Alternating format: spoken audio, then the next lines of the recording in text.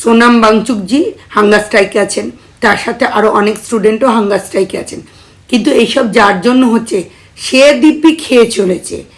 এই যে এত স্টুডেন্ট পেপার লিকের জন্য মারা গেল, তাতে তার কিচ্ছু যায় আসে না, লজ্জাও করে না, একটা ডোন্ট কেয়ার অ্যাটিটিউড।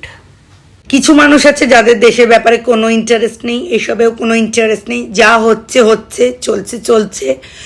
আর কিছু ধরনের মানুষ আছে যারা এসব জানেই না, তারা ইনস্টাগ্রামে ডান্সের ভিডিও দেখে, জামা কাপড় দেখে, ঘর গুছানো দেখে, মোটামুটি এইসব দেখলেই তাদের চলে যায়, এদের কোনো ইন্টারেস্ট নেই। আবার কিছু মানুষ আছে যে রোম্যান্টিক গান, নানান রকম ভিডিও নিজেদের হোয়াটসঅ্যাপ স্টোরিতে এদিক ওদিক, মানে স্ট্যাটাসে এদিক ওদিক শেয়ার করবে, কিন্তু ভুলে এইসব প্রোটেস্টের ভিডিও শেয়ার করবে না, এইসব পছন্দ করে না। অনেকে ভাবছে যে যার সাথে হচ্ছে হচ্ছে, আমার সাথে তো হচ্ছে না, আমার সাথে না হলেই হলো, সবার সাথে হলো। কিন্তু এই ধারণাটাই ভুল। আজকে একজনের সাথে হচ্ছে, দুজনের সাথে হচ্ছে, সবার সাথে হবে এটা। তারা একটু ভাবুন, আপনাদের ঘরেও তো স্টুডেন্ট আছে।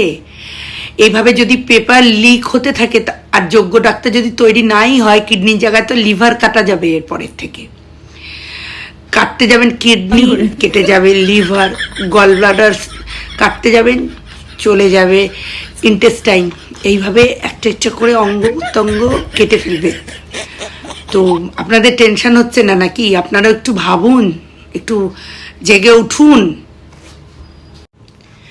ভাতা না পেয়ে যেমন প্রোটেস্ট করছেন, জেগে উঠেছেন, বা জেগে ওঠাটাই হয়তো স্বাভাবিক, আমি বিপক্ষে বলছি না, এক্ষেত্রেও আপনারা একটু জেগে উঠুন, একটু প্রোটেস্ট করুন, কিছু না পারলে একটু স্টোরি শেয়ার করুন। অ্যাটলিস্ট আমাদের হাতে যেটুখানি আছে সেটুখানি তো করতেই পারি আমরা। এই সুযোগ হাতছাড়া করলে আমাদের হবে না, আমাদেরও আমাদের বাচ্চাদের জন্য ভাবতে হবে।